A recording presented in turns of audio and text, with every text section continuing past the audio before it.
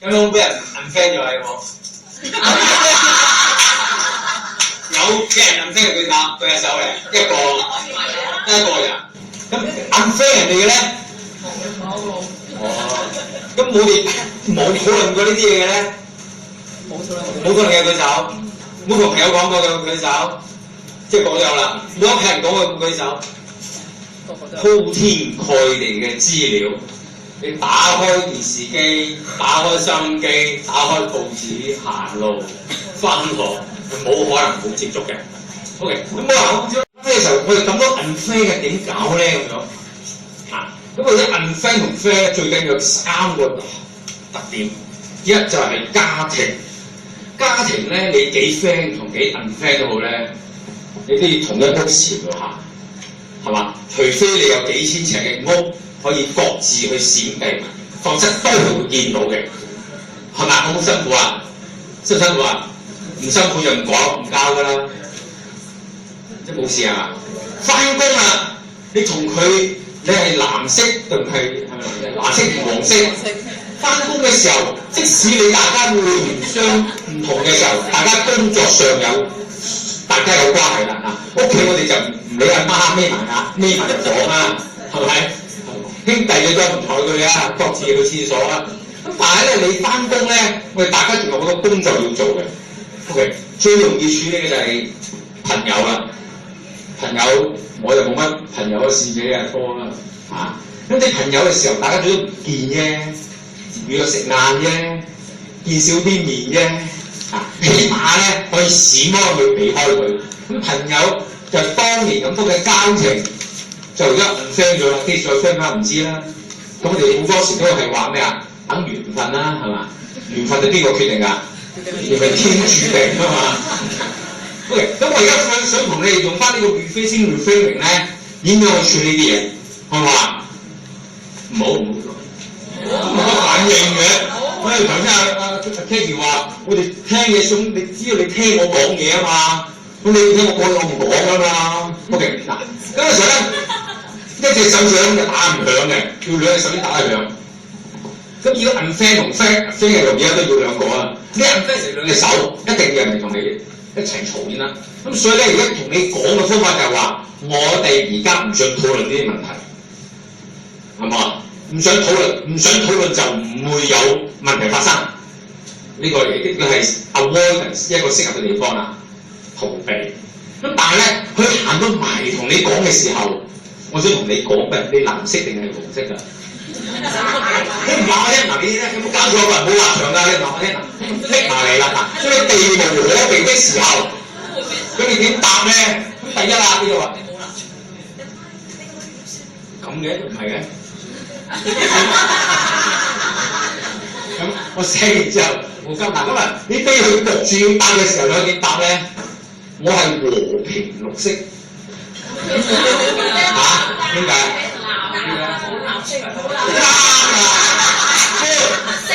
我係和平綠色，因為點解綠色咧？我綠色係黃色加藍色，所以係綠色。綠色加咗冇立場嘅，係。我好想了解，睇下，所以我唔係支持同埋反對，我想了解你講乜，你逼我埋嚟嘛。所以人哋問你，你可以問人哋。我想了解，兩方都想了解多啲，同支持與否冇關嘅，所以知道你講乜，唔好講自己嘅聲。咁嗱，起碼你講呢句啦，我係兩邊啦，焗住埋你咯。咁啲人就講啦，都係講啦。講完之後咧，聽你咁講，你都好關心我哋嘅民主。聽你咁講，你都好擔心你嘅仔女翻學。聽嚟我哋聽乜都好唔緊要，總之係佢嘅嘢啫嘛，係嘛？係佢嘅嘢，即係證明你聽到佢講嘢啦。講完之後咧，要回應啦喎，焗住要答啦，都係冇俾你睇啦，翻你啦。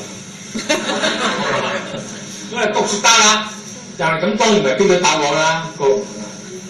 我要花啲時間，之後你寫咁多啦，分析啊、了解啊、思考啊，我都花多啲時間諗下。你頭先係重套喎，回應啊嘛，咁所以頭先佢講啊，哇嗰啲我而家喺度可以講嗰啲嗰啲人好暴力啊，好野蠻。你聽見佢哋咧嘅行為令你好乜嘢咁樣，有啲啦令你擔憂，都係句子重組啦，仲都要重構啦。我哋考慮完之後啦，不如講下乜嘢咧？又入你家啦，屋企講下今日食咩餸。翻工講下我哋今日有咩幫你要做啊！嗱，我哋可以講呢啲咧，我哋講內容啦或者我哋講下我哋今日有咩要搞啦。我哋講翻呢啲預分咗第二度啦。其實我哋而家生活上唔係得一件事啊嘛。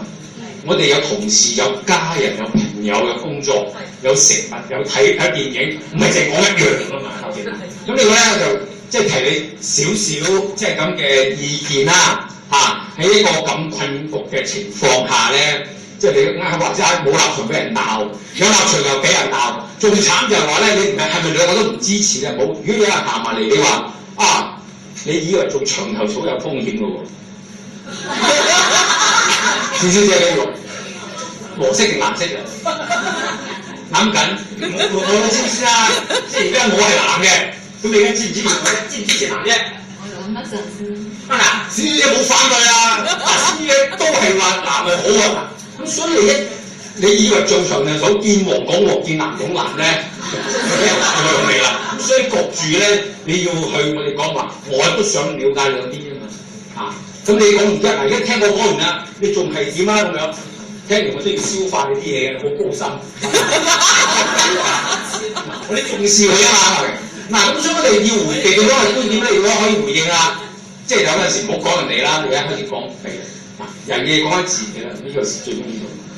而家我忙緊，而家我唔得閒。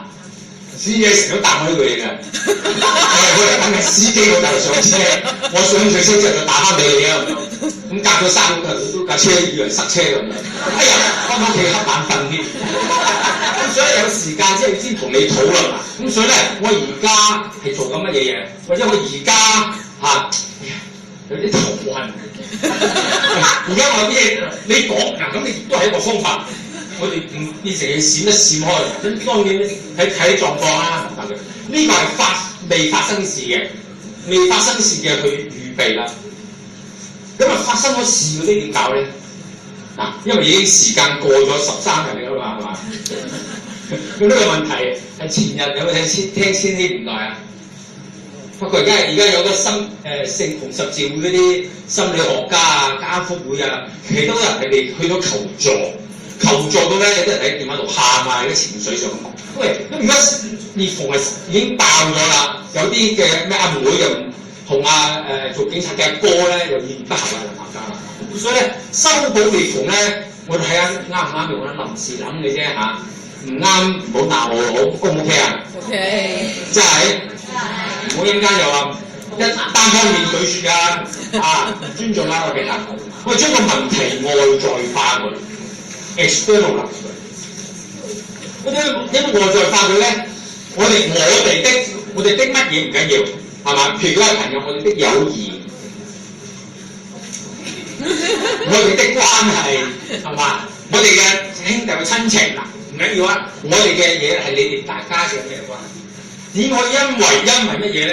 因為我哋而家嘅觀點啊、分歧啊、感受咧曾經發生咗嘛，而影響。咁其實如果係工作，我哋未來仲要一齊做嘢嘅喎。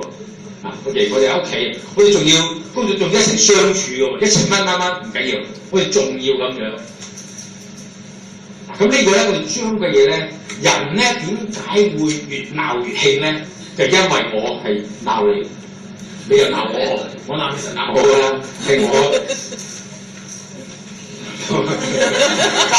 爭啲講錯嘢添。我鬧你，你鬧我，我攻擊你，攻擊我，咁都冇觀點㗎，咁嘢咁蠢你都咁諗啊！啲人老點啊？你邊度會咁嘅？你邊度係咁啊？嗱，嗰啲陰謀論啊，外在成我哋好多嘅嘢，人與人之間攻擊啦。OK， 咁啊攻擊完咧，你就叫講，我想我哋攻擊呢啲嘢，我哋現在係嗰件事啦，係嘛？我哋點可以將呢啲問題？其實咧，呢啲嘢咧，人有唔同嘅觀點、理論、感受，乜係正常嘅。人一定係唔同嘅。我睇阿松啊，但係連個隻公仔度啦，若要人似我，除非兩個我，縱使有兩個我。人仍然咧覺得妥。咁人係咁唔同嘅時候咧，我哋好正常。正常嘅時候咧，不如係 reframe 咯喎。不如講下將來，如果我哋處理同樣事情嘅時候，我哋可以點樣處理咧？係咪？我哋可以點樣處理嗱？咁我哋已經係將件事咧 reframe 咗咧，佢哋未來大家再意見不合嘅時候點樣處理事啦？咁呢個咧就係我哋將我哋而家過嘅親情啊、友情啊、交情啊、親情啊呢啲咁嘅嘢咧，我哋點可以俾佢哋啲行為去影響緊我哋而家？